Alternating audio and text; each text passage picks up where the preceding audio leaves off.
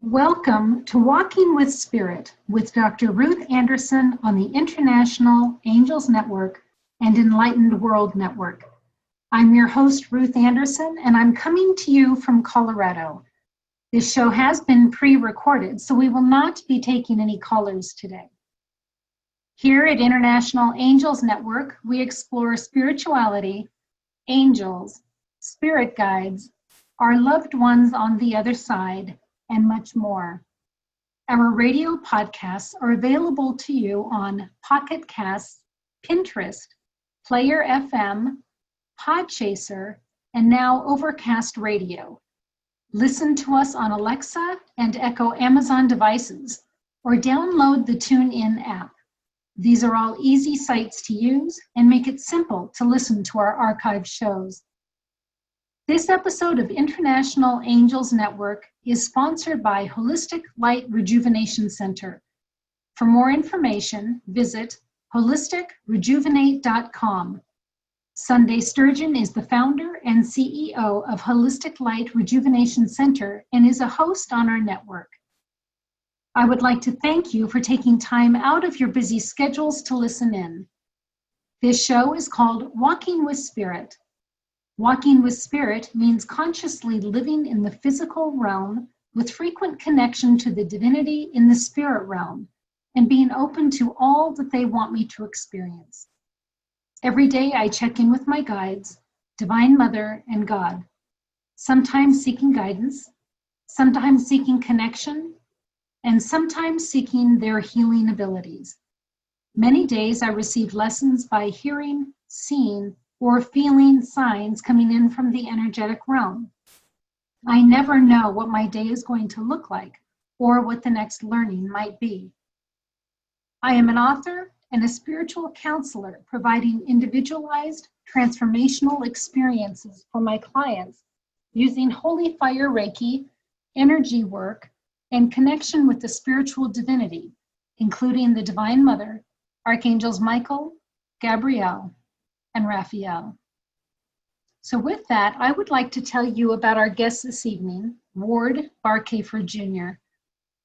Ward was the loving husband to Suzette D. Shockley, his wife, for 33 years. Ward was born in Missouri and grew up in Kansas. After college, he joined a Fortune 100 company and was transferred to Denver, where he was a sales promotion manager for the Rocky Mountain West. After leaving the corporate world, Ward formulated a business manufacturing commercial Christmas decorations and sold nationally to stores like Neiman Marcus, Hart, Schaffner and Marx, Zales' Bailey Banks and Biddle, among others. In addition, he founded a convention decorating company and decorated the national conventions of the American Association of Architects, American Medical Association, and the American Dental Association. Ward is the author of 2 books and has been a guest on Walking with Spirit 2 previous times. Once to speak about his first book, Beyond the Veil to Heaven, Inexplicable Manifestations and Signs from a Woman's Transition to Heaven while Maintaining Earthly Life Connections. And the second time to speak about his second book, Beyond Earth Through Heaven's Gates, Communication and Insights from Our Spiritual World. In his books, Ward wrote about the experiences he had when his wife, Suzette, passed away, but continued to visit him in spirit. Ward shared a great deal about the learnings Suzette shared with him about life in the afterlife, or what she calls heaven.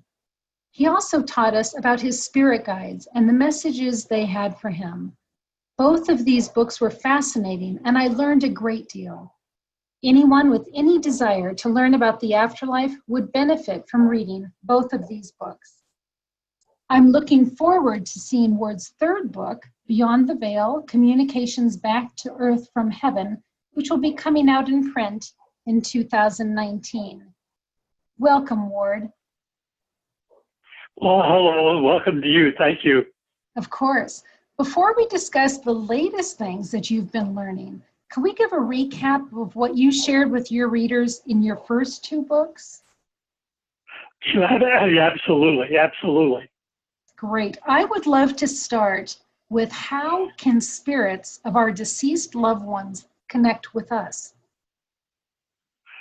Well, what happened with me, which is in the first book, is when my wife passed away in the hospital after a long illness. I was sitting at my dining room table the second night after her passing and doing some book work, and all of a sudden the overhead lights in the vaulted ceiling started blinking back and forth very fast, like an ambulance lights or like a police car lights. And I thought, what in the world is going on? So this next night happened 2 nights in a row now. And the third morning, when I was in my home office, I heard Sue's voice coming through my head saying, I flashed the lights because I want you to know I'm not dead. And from then on, she said, I'm going to keep communicating with you through telepathy in this manner so we could go ahead and write a book or two, and maybe trying to help other people that have the tremendous amount of grief like you have. So that's how it started, Ruth. And then she continued to show up for you in different ways. Can you remind us what are some of the different ways that she showed up? Well, most of the time what happened is when I was asleep at night in the dark bedroom,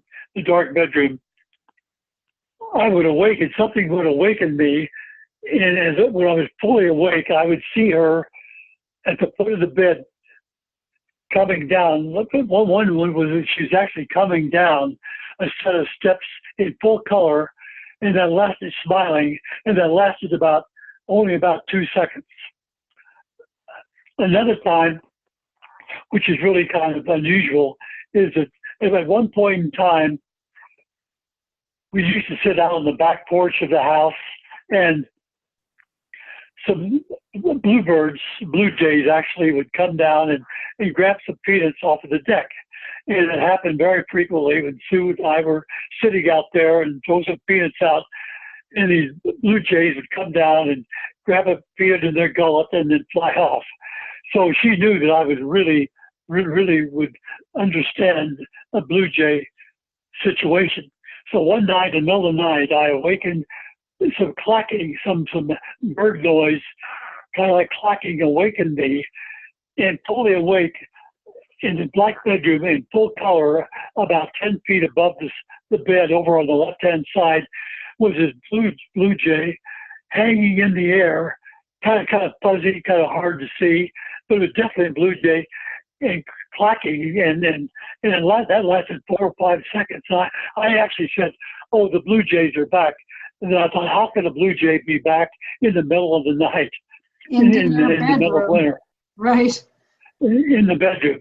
So that was a sign that she gave me, knowing that I would recognize a bluebird, and that she would know that I knew that she was near, that she was still alive. I think that's beautiful how she obviously crafted her messages so you would know it was her. Yeah, absolutely. Yeah, and several things like that happened. That it was just really, it taught me that for sure that there was absolutely no death. Once our bodies pass away, our bodies go, that our consciousness, our minds, who we are, actually goes to another realm, which we call heaven. Right. Now, Ward, before we go there, just this morning, I was telling someone about your book because her husband just recently passed away. And I was reminded of some of the different ways that you said that spirit could show up because before you actually saw Suzette in her whole sort of hologram picture, she came to you as, if I remember right, there was a bee and like different times with lights flashing. So it wasn't always in this large image of her, but also sometimes just even in your electronics flicking on and off, or the lights flicking on and off. Well, one good example is I have a computer in my home office, of course, and once in a while, not too often, but once in a while, the computer monitor screen would go dark, and then it would brighten up again, and I would hear a voice saying, "I'm here, Ward," and then the computer would come right back on to whatever program I was watching. So she was able to communicate through electronic communications like that. Another time, Ruth, which was really very interesting, it happened a couple of times, was I use cell phones now since she passed away, and we had a hard line in the bedroom, and we used that quite a bit. And then one night after she had gone and she passed away, I heard ringing, telephone ringing like from a hard line, and there was no hard line there. There was no phone there. And so she tells me she could use the vibrations that are still there in the bedroom to help contact me. So that's extremely situated. It's all done by electromagnetic activity, is what she tells me. So talk about that a little bit. I remember from your previous books, Suzette was talking about how she would need to alter the vibrational frequency she was at in order to be able to impact electronics, to be able to connect with right. You. About that? Yeah, well, obviously our earthly vibrations are such that because they are earth vibrations, they're fairly low compared to any vibrations that might be up in her realm, in heaven, which would be a very, very high vibration. So in order for her to materialize so I could see her or any of the other things that happen, she would have to really lower her vibrations to meet the earth vibrations. Mm-hmm. So that's kind of where the vibrations come in. Okay. And then there were times for you that you were dealing with, depression or grief or sickness. And when your vibrations were low, that made it even harder for her to come in and connect with you. Absolutely, yeah. My vibrations have to be fairly high in order for her to connect with me. Yes, absolutely. I think it's all fascinating, really. Ruth, did you want to go into a few of the ways that the people that have passed on, and that are our loved ones that have gone, that passed on, would you like to go into a few of the ways that they contact us? Yes. Well, the main way that Sue has been contacting me has been through what they call telepathy. And telepathy is a way of communicating thoughts from one person's mind to another person's mind without a telephone or obviously any activity like that. Another one is smelling of fragrance. Now that has happened to me several times with Sue, where I would wake up in the middle of the night and there would be a very strong fragrance of maybe her perfume that she used to use, or her even her bath salts, and I would get some tingles because I would recognize the fragrance that she would use to. And it was really a crazy type thing, There are some physical occurrences. One thing that happened that was happened with some animals is I was in my car one afternoon, sitting in a parking lot of an apartment building, and all of a sudden the bumblebee came and sat right on the driver's mirror right next to me, and just sat there for a few minutes. And then I thought, well, what is that bumblebee doing? And then the bumblebee flew away and came back a couple of minutes later and just sat on the driver's mirror until I finally had to drive off. Now that happened a couple of times, and at that time of the spring, there were no bumblebees around. Mm-hmm. So I understand that through some electromagnetic activity, that possibly the loved one that's passed away can use a bird, or in this case a bumblebee, to show us that they're still alive. What a gift. What an amazing gift to be given. Well, it's really, and one thing the thing I really want to mention, was I mentioned a lot in the second book, is the things that Sue has told me. A lot of the things that she's told me about the afterlife, about heaven, have been validated by other books that I've read after I heard this from her. For example, she talks about the 7 levels of heaven, and it goes into all detail on the 7 levels of heaven. And then I read another book after that went into the same details of the 7 levels of heaven that she had previously told me about. And that's the validation. When she talks about her house in heaven and in her garden and things of that nature, I've read other books that talk about the same things that are validating exactly what she's told me. So most everything that she's told me in these books have been validated, and I put some of the validations in the second book. Mm-hmm. Right. Which is fascinating to me, you know. It is. It's absolutely fascinating. And the things that Suzette has shared with you are also the same things that I've been shown during meditation about the Cathedral of Souls and what many people call the afterlife. And it's funny to me because I don't like calling it the afterlife, because that really means that the most important thing is what happens down here in this earthly realm.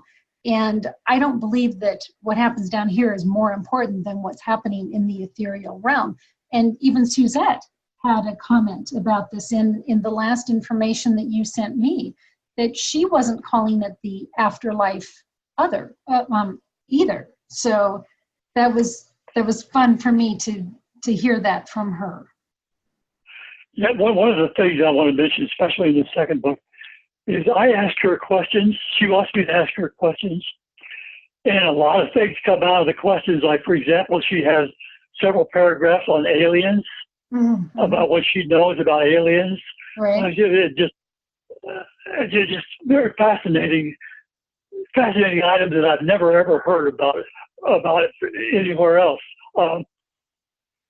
There's another book which validated what she said, called Testimony of Light, by a woman from London who passed away, and she's talking about what happened to her when she passed away, and the various lights and the kind of like the angels that came and met her, and that is all exactly what Sue told me, and validated by this woman in the book Testimony of Light.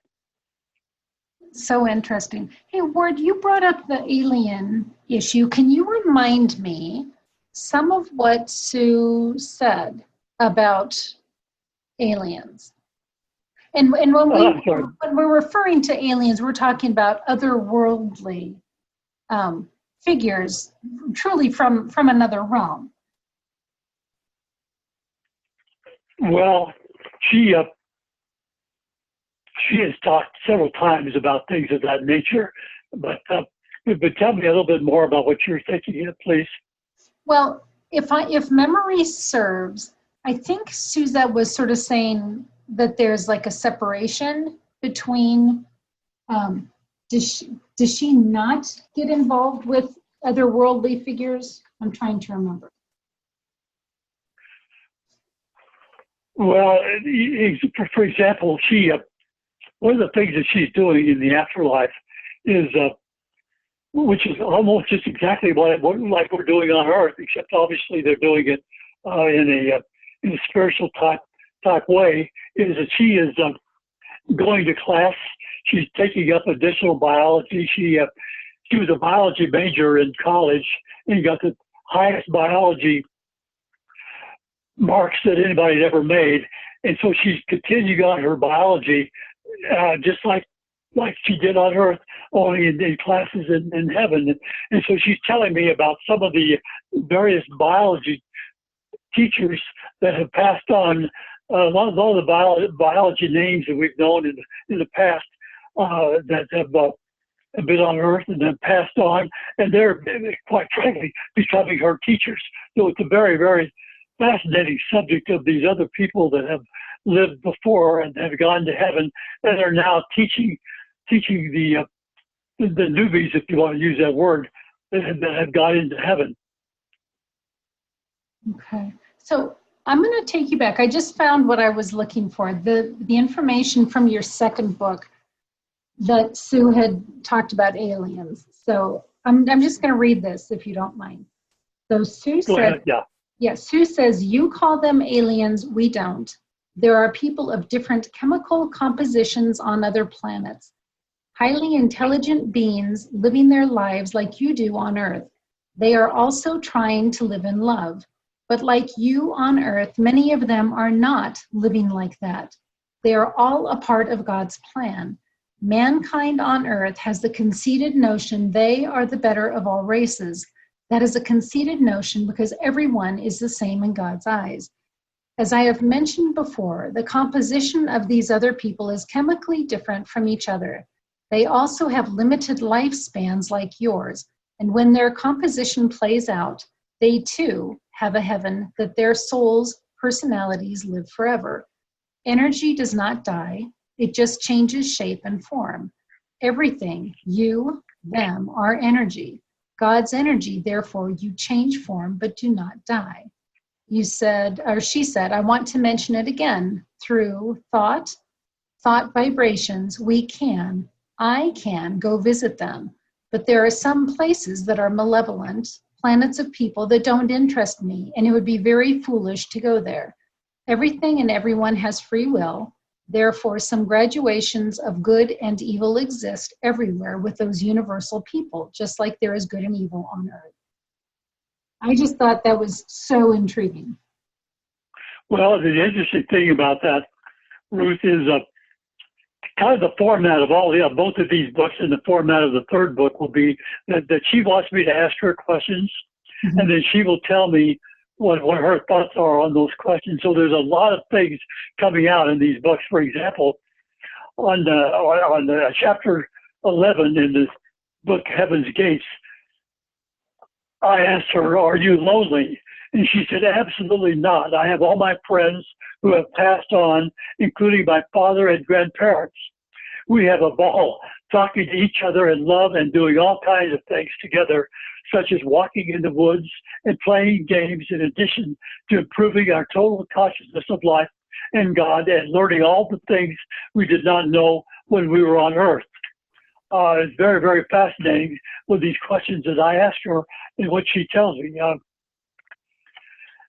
One other thing that came up is in chapter 8, called Spirit Intervention. I said this afternoon I tried to make a telephone call on my cell phone and the phone would not connect. I tried several times and the same thing happened, it would not connect. This happened before when Sue did not want me to make a certain call. I then tried another phone number and the phone rang perfectly. And Sue says, I did not want you to contact that person because it was not in the best interest of promoting our book to make that call. And as you know, I can control that electrical energy if I have to. Otherwise, I would not do it. I only did it in this instance because you possibly making that call would not be in our best interest for the education about after-death communications. Sue. Huh. Wow. It's like having Jiminy Cricket sitting on your shoulder, making sure you don't get into Yeah, absolutely right. Yeah, yeah. Oh, that's hysterical. So in your second book, you also talk about the law of attraction. Yeah, right, correct. Yeah.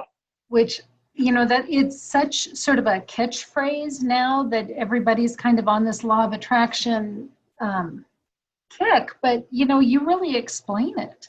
Well, Suzette really explains it. I just think it's... Well, yeah. Go ahead, I'm sorry. I was just going to say, I think it's so interesting what she has to say about it. Do you mind if I read a little bit on this? No, please do. Yeah, please do. Okay. All right, so she says, you must keep your vibrations up as high as you are able, because as quantum physics now knows, vibrations are the basic foundation of the universe. Eliminate negative thoughts as they cause negative vibrations, and you will manifest negative things and negative problems in your life. It is important to feel that you have already received your wishes and goals. They are here now. Feel them. Feel the lightness and weight taken off your shoulders. Feel what you would feel like if you had already received your desires, money, health, or whatever you are asking for. God, Spirit, infinite intelligence, creator of the universe, and yourself operates through vibrations, and the higher the better, because the highest vibration is love. Love yourself, love your fellow human beings, love your plants and animals, love all living things, love the earth, just generate love for all. Then as positive thoughts, use God's name again. She continues, use it this way. I am power, I am healthy, I am wealthy, I am abundance, I am wisdom, I am life, I am love. Then use it with your goals and desires, like I am receiving blank, and then fill in the blank. She says, you attract what your thoughts are.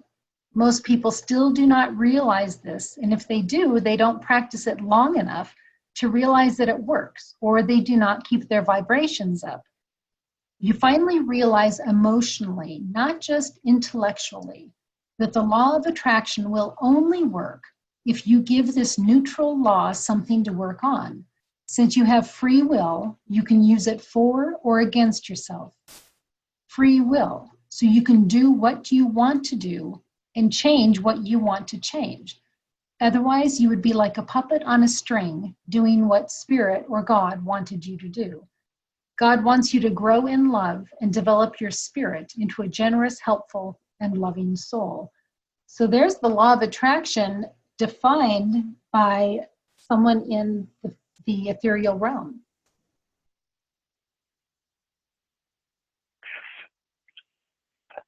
She talks a lot about the law of attraction, as you mentioned, but also one thing, Ruth, I would like to mention too, which I think is very important, is that she talks about consciousness and about our soul, and she also talks about, well, number one, when our body dies, when our physical body dies, our consciousness, who we are, moves on into heaven.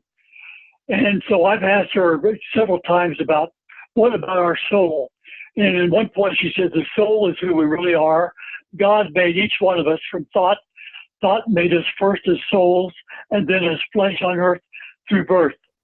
Your soul needs to grow in love, as God is love. You are your soul.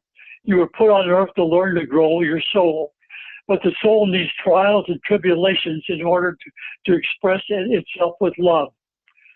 She says, my soul is my true me, but is not separate from my personality. They are part and parcel the same thing, if that makes sense to you. You have come a long way in your understanding of this, but you still have a long way to go. Keep thinking and researching all the knowledge you can. And before you die, as you transition, you will understand many things. Perhaps you can explain what you've learned to others and help them understand. These are just a couple of things, Ruth, that she talks about soul. Wow.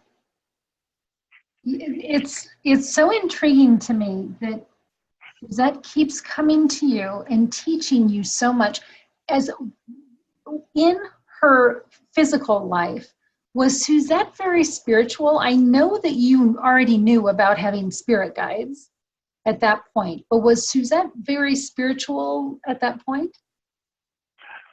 I think in the last 2 or 3 years of her life, I think she did become quite spiritual, but not to the point where she had any idea at all that there was life after death. Neither one of us thought there was life after death, and that's why the grief on my part was so tremendous.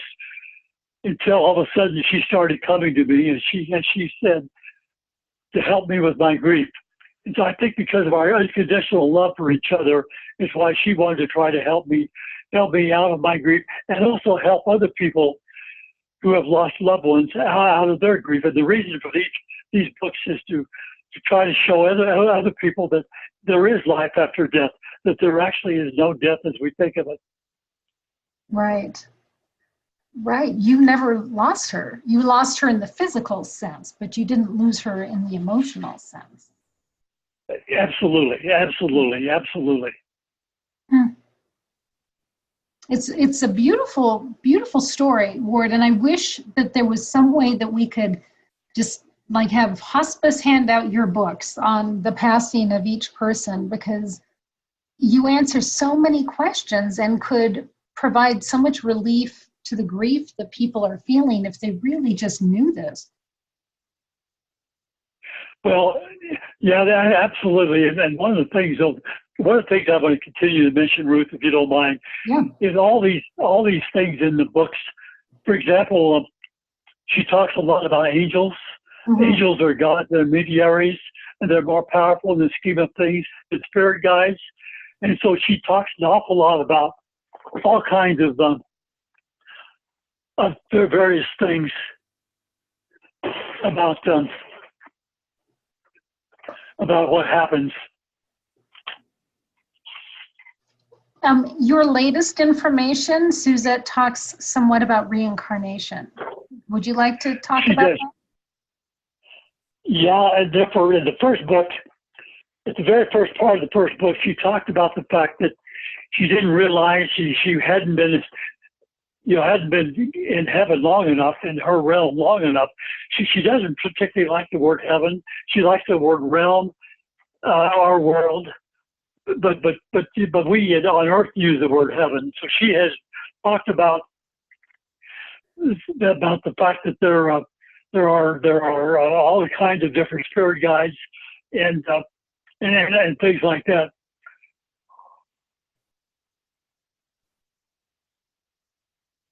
Yeah, and I'm struggling to form a question here because I've got so many questions coming in. So she talks about angels. She talks about what they do. That there's different kinds of angels, and some people have been able to become angels based on what they have learned. Interesting, and talks about spirit guides as well. Let's see. She talks. Go ahead. She talks a lot. She talks a lot about what happened to her when she passed away in the hospital. She talks about the fact that it's very interesting that I have since learned that when the heart fails, the brain is a few seconds to a few minutes behind the heart, and so without anybody being hurt, without any hurting on the part of the person whose heart stopped before they actually pass on, the brain is alive for a few seconds to a few minutes afterwards.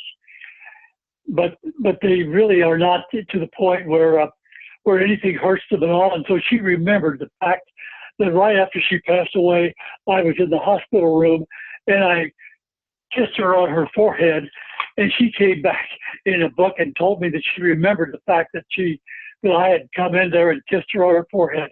And to me, that's a very, very fascinating subject. That is.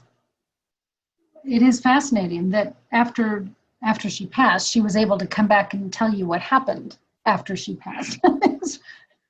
for just a little while, yeah. That she tells me the other things that happened when she passed is her father, who had died several years before, her father met her, and then so she was taken up into to heaven by her father and by some angels, and into just brilliant light. And then from then on, everything just formulated from that point on, with just brilliant light and some brilliant, beautiful flowers that were all around her. It was fascinating subjects. And she has been able to craft the home that she wants. And she's in the third level of heaven, isn't that right? Correct. Yeah, correct. Yeah. So can you tell us about the home she's created? Well, the thing that's amazing to me, and in this book, I keep referring back to this book, Testimony of Light, by this English nun that passed away and came back and communicated to her friend, kind of like Sue was communicating to me.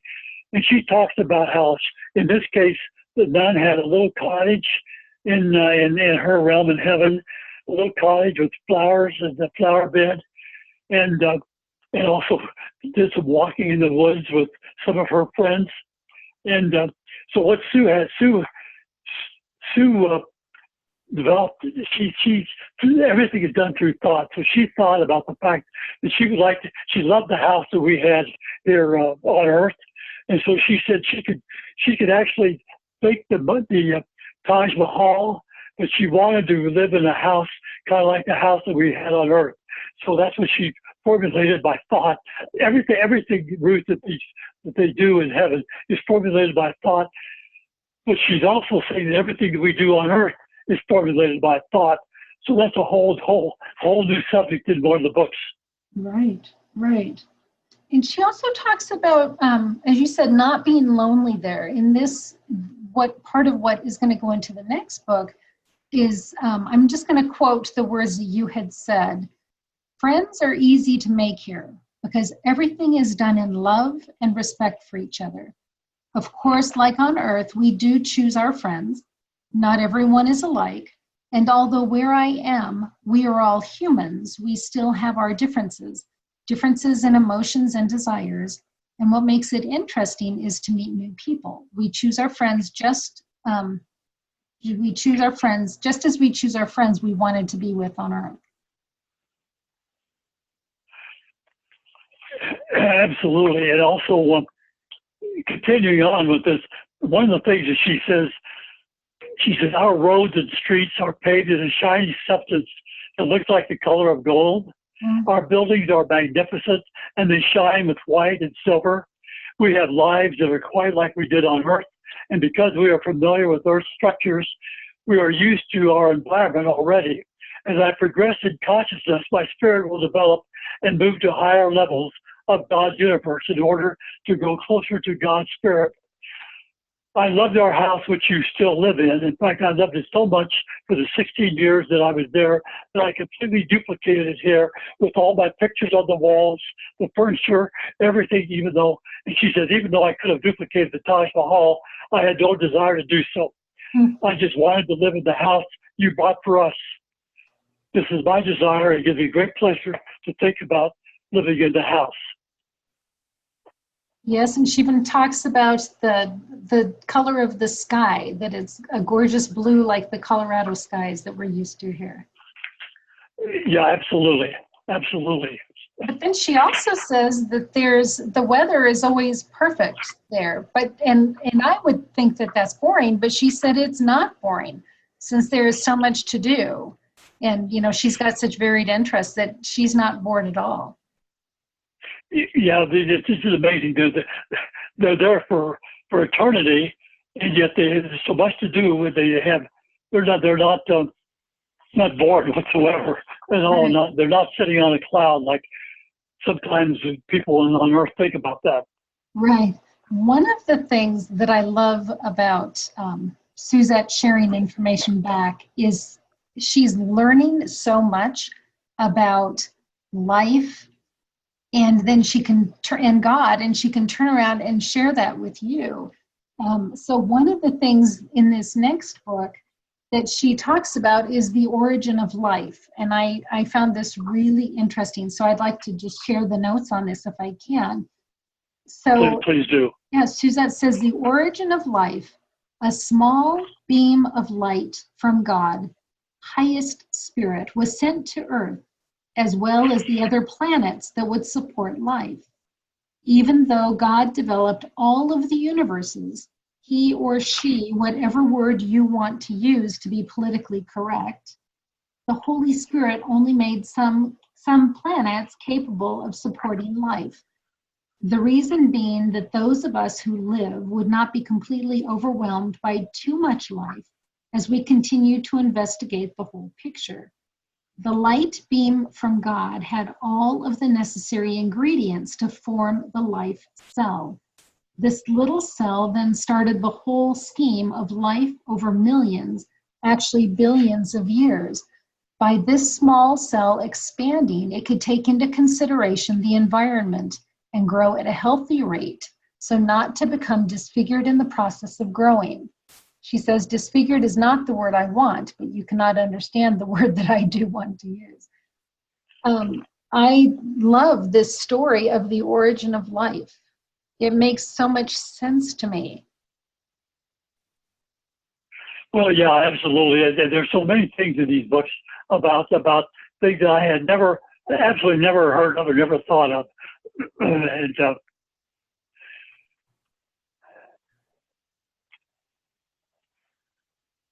so do you sometimes look back at your books and go, wow, I can't believe I actually heard this and understand this? I mean, it's such a far cry from what your life was 5 years ago. oh, yeah, absolutely. Yeah, I look back and I read the book. In fact, I'm still working on this third book and asking her questions, and she's communicating me with the question, with the answers. And some of these things that she's telling me, I had never thought of, or just fascinating about what's happening to them. Where, for example, I don't know how much more time we have, Ruth. For example, cut me off if you have to, but No. she says my house sits just outside the area of all my classrooms and close to the halls of learning. In fact, I can walk from here to there. She says she could have, they actually have, they could actually think bodies through thought, so they could have some bodies like we have on Earth, although of course obviously they have no organs. But she again talks about spirits and the bodies that they can develop by thought in heaven. So I think that's interesting that their bodies have no organs. I mean, I don't know why I think their bodies should have organs, but it's an interesting thought that they don't have organs. Well, she says the reason they sometimes take up bodies and work with bodies is because it's a lot simpler to communicate with, even though the communication is by thought. It's a lot simpler to communicate when you're actually with somebody, just like they were communicating on Earth with somebody. Interesting. She talks about your body, and I know she's not just talking about your body, she's talking about people's bodies. But she says your body is like a suit of clothes that you wear every day. However, in the case of your body, you do not change the suit of clothes. You are born with this body, and it will keep you healthy and happy all of your days on Earth if you will take care of it.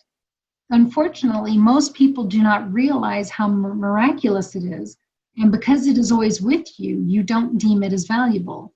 She says, let me back up. Your body is a suit of clothes you wear to allow your spirit and, to a degree, your soul to inhabit the Earth plane. She does talk. Go ahead. I'm sorry, go ahead. Go ahead, please. She does talk some about keeping your vibrations up in order to keep disease and illness out. Well, she talks about on Earth, if we could keep our vibrations high enough, that we would not have any disease or illness on Earth, which is really not we're not capable of doing that. But if we were able to do that, then yes, we would not have, because one of the reasons they have no disease and they no problems in heaven is because their vibrations are so high that their love vibrations is what they are. The love vibrations are so high that they have no problems with the type of ordinary things that we have on Earth. So in case someone who is ill or has cancer and is listening to this, I don't want people to think that we're shaming them for having vibrations that aren't that high to be able to keep disease out of their bodies.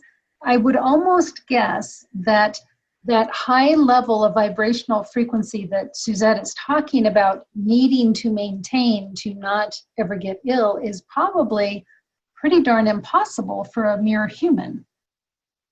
Completely, yeah, that's the whole reason for heaven, is because there's the vibrations that they have are there's no way we could have the vibrations here on Earth that they have up there, we're in the dark ages on Earth as far as vibrational love goes, unfortunately. Well, and to be able, I mean, I know like through meditation and certain experiences, I myself have experienced really, really high vibrational frequencies. And it's glorious when I'm there, but it's also impossible to stay there. I think it would just wear you out, just even trying to stay there as a human. Yeah, absolutely. Absolutely. One of the things that Sue talked about in this last book, the question was, can I modify my soul's plan for my benefit? So she says, yes, you can if it is in your benefit. Pray to God, again, the high consciousness, to correct anything that you feel is not working for you. It may or may not happen for you. Your soul's plan for you is predetermined before your birth, but it does not have to be followed if you believe that there is a better way. That is because you do have free will, and God will not interfere with that. Having said that, I believe it is in your best interest to let your soul's plan play out without trying to change it, because you now on earth have no idea the reason for your soul's path for you. You cannot see into the future, nor would you want to. I think that's profound, really, because I do believe, perhaps naively, but I do believe that before we're born, we have basically charted out our life's plan for this lifetime, and then we live the life's plan. But Suzette is saying that if we decide partway through that that plan isn't what's in our best interest anymore, that we could then petition, it sounds like through prayer, to have a change to our life's plan. Is that how you're understanding that, Ward? Completely my understanding completely. One thing I do want to mention a little bit about heaven is she does say that heaven, my realm, is a physical place that is just as solid as you think your earth is. Mine came first, and then the earth was formed, so your soul, which has always been in the cosmos since God birthed you, could go in consciousness and love to be closer to your original source you call God. So some of these things that she's been telling me are very, very profound, completely profound ideas. It is very profound. And I'm curious, you've been learning these life lessons for 2 years now? 3 years? About 2 years, correct. 2 years, okay. 2.5 years, yeah. 2.5 years. So knowing what you know now, has this new knowledge changed your perspective on how you are living life here on Earth? Oh, absolutely, absolutely. Yeah, I'm trying to, knowing that there is a God, knowing that there is a heaven, knowing that there is life after what we call death. I am absolutely trying to live a very loving life. I'm trying to develop unconditional love for myself, and I'm trying to meet everybody that I run into and have communication with, and be with. I'm trying to talk with them and be with them in love and kindness, and when something like this happens and you lose a loved one like this, it completely changes your attitude toward life. It's just fascinating what can happen. So here's an esoteric question for you, Ward. Do you, if you agree that before you came into this life, you built your plan, your life, your soul's plan, would you guess that these experiences with Suzette were built into your life's plan before you came into this life, or is it your guess that this was new to your soul's plan? Well, no, I think what happened, I think there's such a thing as soulmates. And as I mentioned in the first book, I had divorced from a previous marriage, and I was divorced for about 6 years, and I had dated, quite frankly, looking for a soulmate. I had dated a number of different women during those few years that I was divorced, and nobody that I met was really what I would consider a soulmate.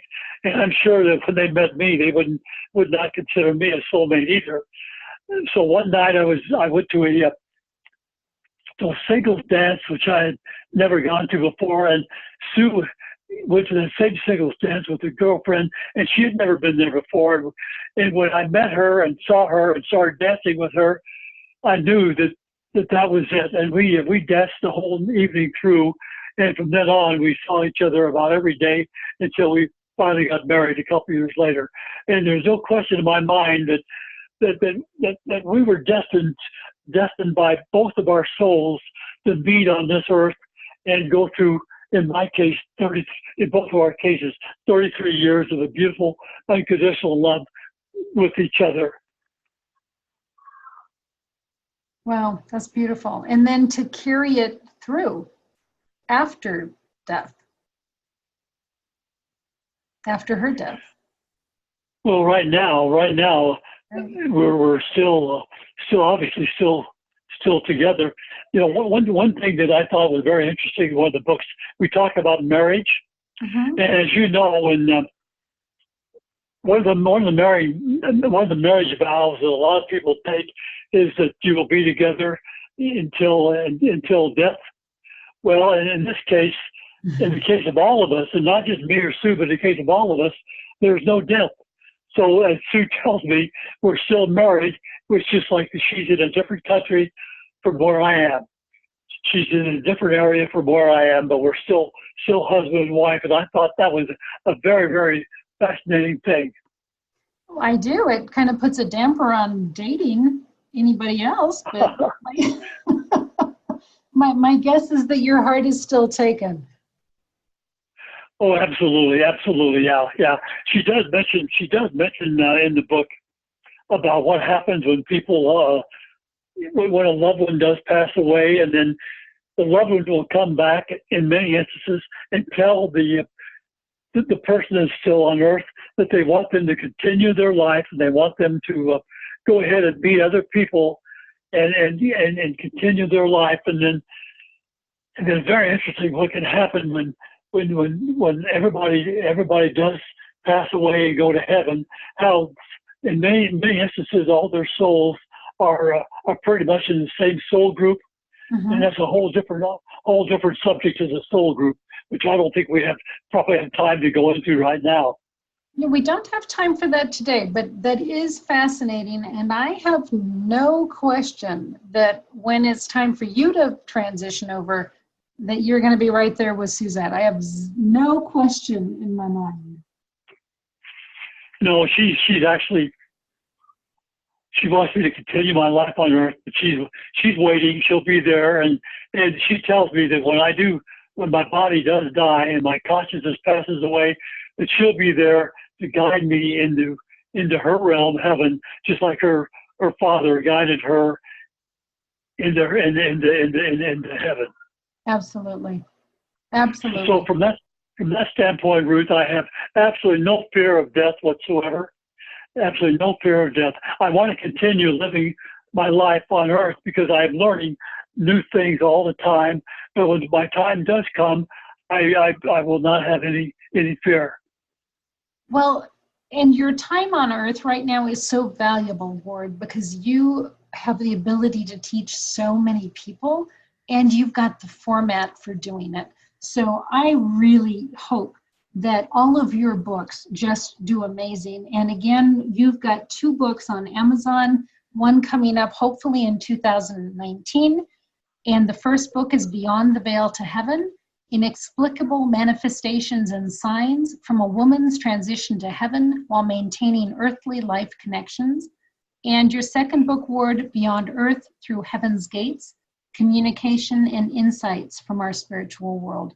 So I really hope that people take advantage and snap those up. Oh, well, thank you, Ruth. And one thing I might mention very quickly is that if people can't remember the titles of these books, they could just Google my name. I'm sorry, not Google, but they could go into Amazon.com, put in my name, Ward Barcafer, and the books will come up.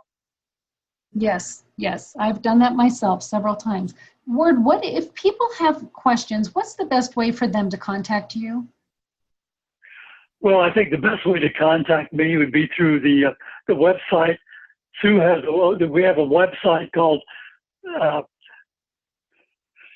signsfromsue.com, signsfromsue.com, and people can go in there and they can actually put in their name and their email, and that will get through to me if people want to do that. And of course, everything is completely held in confidence. And then I can respond. I just had one yesterday where a fella emailed me where he had read both books and he wanted to know what else I could tell him about what's happening with Sue. So I can turn around and email him some excerpts out of this third book that he'll have right away. So I think signsfromsue.com is the best way to contact me. I love that. And I love how you said we have a website. And yes, it is we. It's you and Sue. I have no question. I love that. So Ward, that's all that we have time for tonight. So thank you so very much for being here with us. Well, and thank you very much, Ruth, for helping promote all this activity about the fact that there's actually no death as we think of it. It's my pleasure. So to our readers, I say thank you for listening in. It is always a pleasure to have you all with us. It's truly an honor to be among the hosts of International Angels Network and Enlightened World Network. If you're listening in on International Angels Network, we are excited to announce a show called Living Shamanically with Garrett Jackson. This show airs once a month on Mondays. Please join us on Tuesdays at 9 o'clock Eastern Time for Diane Morgan with Angel Navigation.